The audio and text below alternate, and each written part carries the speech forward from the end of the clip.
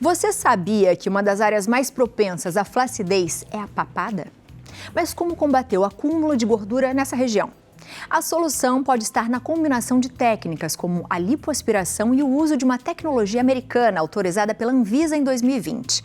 Para a gente tirar todas as dúvidas sobre o assunto, a gente recebe o cirurgião plástico Dr. Paulo Godoy, que vai demonstrar como é que é feito esse procedimento, minha gente. Boa tarde, doutor. Seja muito bem-vindo ao nosso programa. Obrigado, Laura. Um prazer estar aqui. Prazer é nosso. Sabe que eu não conhecia ainda aqui a cidade de Aparecida, né? Não, é a primeira vez? Eu sempre passei em frente de carro, mas eu nunca tinha vindo aqui, então hoje eu cheguei um pouquinho mais cedo, fui no santuário, fiz uma resenha um pouquinho, fiz uma fé. Tá lindo, né? É lindo demais. É lindo demais. Uma energia forte, né? É. Seja muito bem-vindo sempre, viu? Obrigado. Doutor, eu achei o tema incrível porque eu acho que a maioria das pessoas que já vão começando no Zenta fala assim, gente, tudo envelhece, parece que a gente vai derretendo.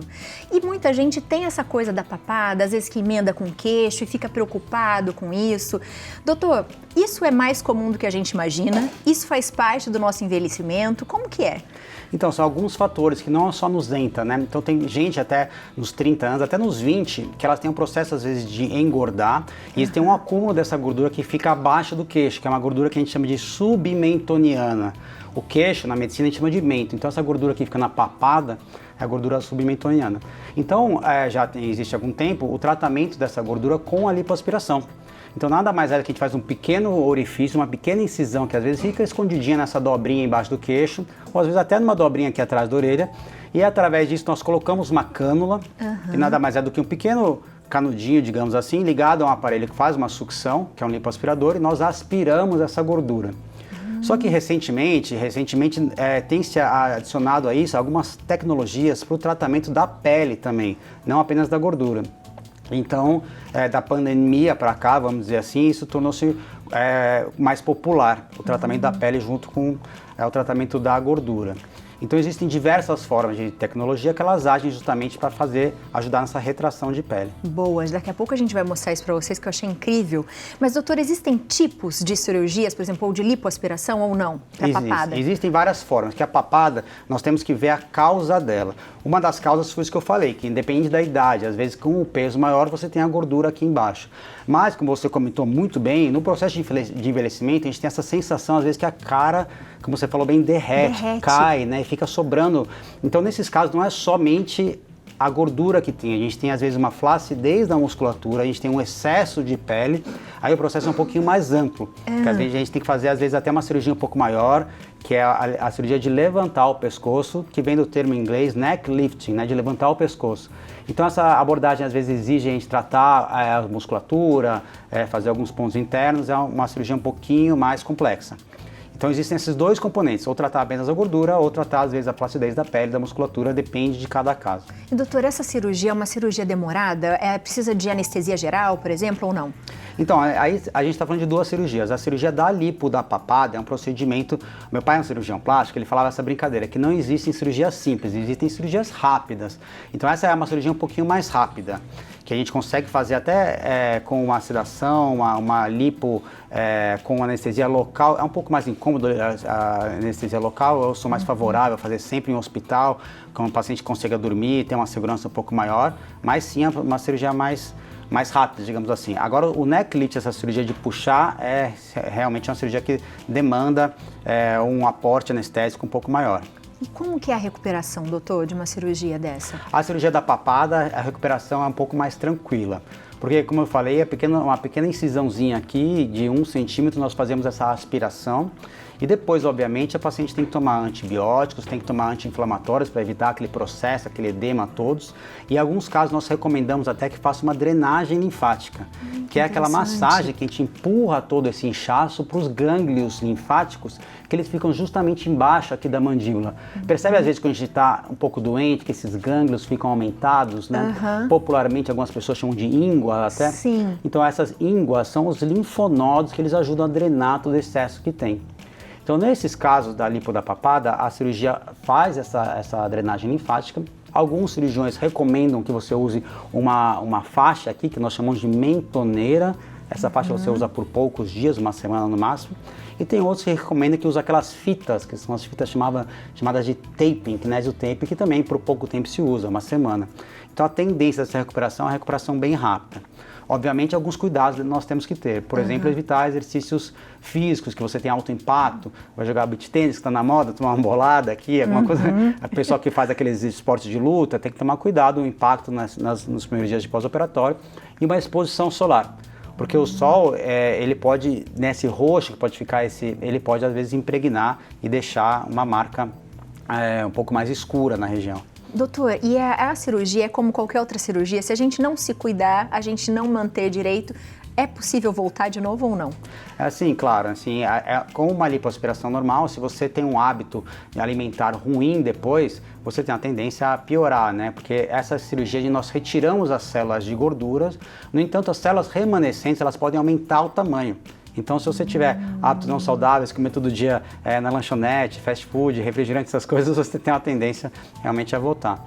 Mas, como eu estava falando, aqui no nosso estado de São Paulo tá uma coisa bem maluca esse clima, né? Hoje está bem quente, mas semana passada estava bem frio. Então nós temos o hábito, não como cidade de praia, de usar roupas mais fechadas, sem tanta exposição. E às vezes a aparência que a gente nota numa cirurgia é justamente no rosto. Então às vezes a pessoa nota como você emagreceu, como você mudou justamente pelo tratamento dessa gordura facial, que faz um aspecto mais rejuvenescido, deixando até um aspecto mais saudável. Assim, de uma cirurgia corporal você nota justamente diretamente no rosto. Não, e a autoestima é outra, doutor. A gente tem um depoimento aqui, vamos assistir. Vamos. Boa tarde, me chamo Bruna D'Agostino e há 2 meses atrás passei por um procedimento que foi a lipo de papada mecânica. Então, assim, tem que pesquisar muito sobre o assunto, fazer com um profissional que você tenha confiança, ter um comprometimento grande com o pós-operatório para que o resultado final seja legal. O resultado final mesmo eu vou ver só daqui 6 meses, porque ainda fica um pouco de inchaço aqui, né, residual, a gente não percebe, mas tem esse inchaço. Eu resolvi fazer esse procedimento porque há 2 anos atrás eu passei por alguns problemas de saúde, acabei ganhando alguns quilinhos e a gordura acabou se acumulando aqui. E é uma gordura que é difícil perder com exercício físico e dieta. Como era uma coisa que estava afetando muito a minha autoestima, eu pesquisei muito sobre o assunto e decidi fazer. Tô bem feliz com o resultado, né? Que legal, doutor. E o que ela falou é isso mesmo, a gente consegue ver o resultado final em quanto tempo? Toda a cirurgia tem um processo inflamatório pós-operatório. No caso do uso dessa tecnologia que nós associamos, que é o plasma, para fazer a retração de pele, ele faz, além da ação inicial, que é uma ação inflamatória, ele faz um estímulo da sua produção do colágeno. E esse estímulo demora um tempo para ele produzir na sua forma mais plena. Então, o processo final dessa cirurgia seria em 9 meses. Tem aquela música, né, que fala depois de 9 meses você vê o resultado, é mais ou menos essa brincadeira. Você faz assim, não é que você só vai ver em 9 meses, ao longo de 9 meses você vai melhorando progressivamente para você ter um resultado final em 9 meses. Eu falo para as pacientes brincando que elas vão me odiar na primeira semana, mas no primeiro mês já estão felizes, no terceiro mês já estão postando foto nas mídias sociais, no 9 meses elas estão super felizes. Que demais, doutor. A gente tem umas imagens aqui que eu achei que aparece muito a diferença da cirurgia, doutor. E o rosto acaba levantando também. Dá uma mudança grande. Então, Fica você vê essa paciente que ela tem, além do excesso de gordura, ela também tem uma flacidez de pele, até um pequeno excesso de pele, que são coisas diferentes, né, Abi? A flacidez e o excesso de pele. E nesse caso nós optamos para ela fazer apenas a retirada da gordura com a aspiração e depois nós introduzimos esse dispositivo que é o plasma dentro, que é essa tecnologia, como você disse, aprovada já pelo FDA, que é a Anvisa americana, pela Anvisa, e ele faz um aquecimento da pele promovendo essa retração. Então nota no caso dela, Abi, como a gente conseguiu ver todo o contorno da mandíbula, não só do ramo como do ângulo, deixando o aspecto um pouco mais emagrecido e até, como você comentou muito bem, até mais rejuvenescido. Exato. Tem mais uma foto também. Essa também achei muito legal. Muitos homens fazem, né, doutor? Sabe que isso é uma estatística que tem mudado globalmente. Nós temos uma associação internacional de cirurgia plástica que mostrou que as cirurgias dos homens têm aumentado cada vez mais. Do ano passado para esse ano aumentou 40%. Então, antigamente nós tínhamos 90% das pacientes eram mulheres, hoje em dia essa estatística mudou, já é 75% de mulheres, os homens estão se cuidando mais, estão tirando o preconceito. Então, olha que interessante o caso desse senhor que foi operado, que a gente consegue deixar bem escondido nas linhas da barba, nas linhas que o paciente já tem, então ninguém consegue realmente notar e dá um aspecto já rejuvenescido, um aspecto mais natural, sem que tenha aquele papo, né, que às vezes incomoda bastante, em gente que usa terno, como eu estou usando agora, com camisas mais apertadas e às vezes a gravata, fica às vezes um incômodo grande, né, advogados, médicos assim, até deixando não evidente essa linha da roupa, né. Com certeza. Doutora, a gente tem um vídeo aqui que fala um pouquinho dessa tecnologia, é isso? Eu queria que o senhor explicasse pra gente. Com certeza. Então, vamos lá. Essa tecnologia ela é introduzida pelos orifícios onde a gente faz a lipoaspiração. E olha que interessante, esse vídeo mostra que o processo dela é térmico. Tem um aquecimento que dentro chega até 85 graus, mas na pele chega a 41. Essa queimadura não ocorre porque você tem um esfriamento automático pelo gás hélio. Então, é uma tecnologia que mostra uma segurança, evitando você ter uma queimadura na pele, e ali onde está escrito 41 graus seria onde está a pele, embaixo a musculatura, e aí logo depois essas fibras que estão crescendo são as fibras colágenas que elas são estimuladas ao seu crescimento, melhorando ainda mais o seu potencial de ação, retraindo a pele e tendo um resultado mais favorável com o passar dos anos. Que incrível! Doutor, quero entender essa máquina, vamos lá? Vamos, com prazer. Pode ir, doutor. Então vamos lá, vamos demonstrar aqui como é que funciona essa tecnologia. O que eu vou demonstrar agora é o Renuvium. Existem outros componentes no mercado, né? Cada um trabalha com a mesma função, que é você ter a retração de pele, mas os mecanismos de ação são diferentes. Tem uns que trabalham com ultrassom, tem uns que trabalham com laser, nós vamos demonstrar o que trabalha com o plasma agora, né?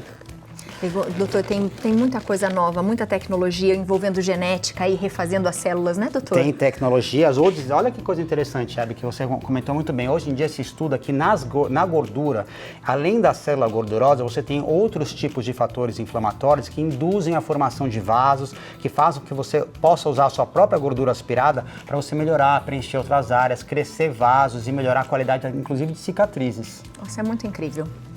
Então tá, nós vamos demonstrar essa tecnologia nesse alimento, né?